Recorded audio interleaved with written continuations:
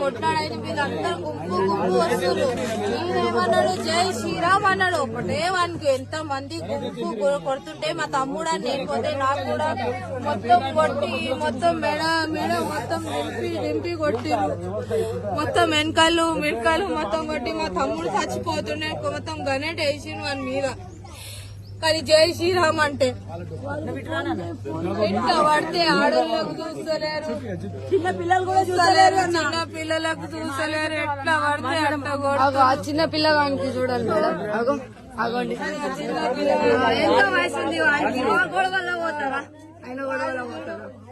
వాళ్ళ కొడుకే నువ్వేనా వీడియోలో కింద